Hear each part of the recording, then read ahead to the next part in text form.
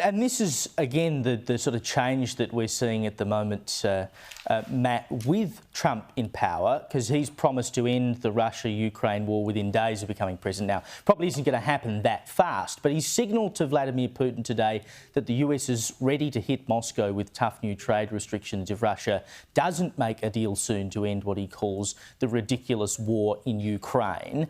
He's staked a lot of capital on this, Matt. He said he will get it done, and somehow I don't doubt that he will.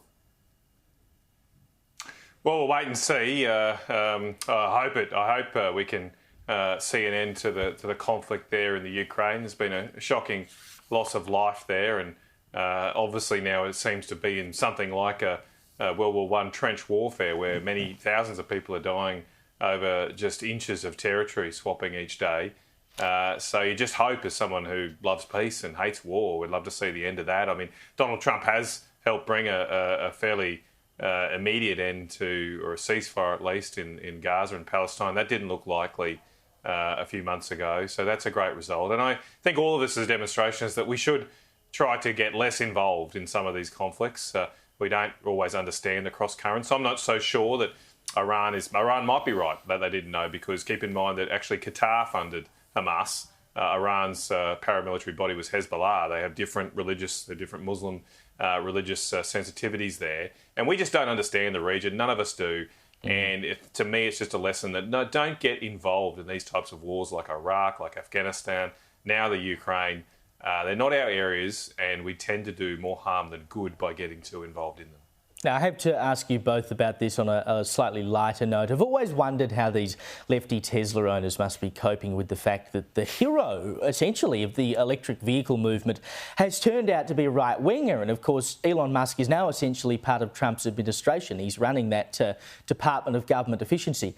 Well, there's a Dutch TV news program, and I'm not going to try to pronounce the name because I don't want to insult the good people of the Netherlands, but they've done some polling that found that nearly a third of Tesla owners apparently want to get rid of their car because they've cracked it over Musk. I mean, Basil, this man was their hero. He has done more to usher in an age of the electric vehicle than anyone else, and now they can't even stand the work that he did because he's gone off to support Donald Trump, and I don't know, he supposedly did a Nazi salute. Oh, please.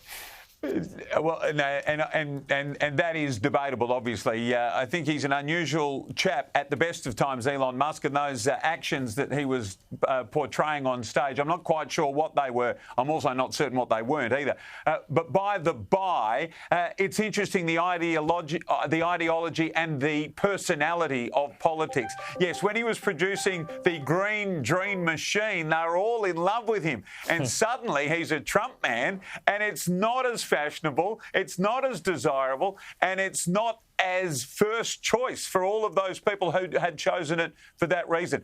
What we really don't know is what happens at the end of the life of the Tesla anyway. What actually happens to that big chunk of metal? Where does it go? Can it be recycled? And where do the batteries go? Can they be disposed of safely? We don't know the answers to any of those questions. Well, maybe Musk can put together one of those rocket ships he's building, and we can put them all on that and send them to another planet and not worry about it. Basil, Matt, thank you so much for your time.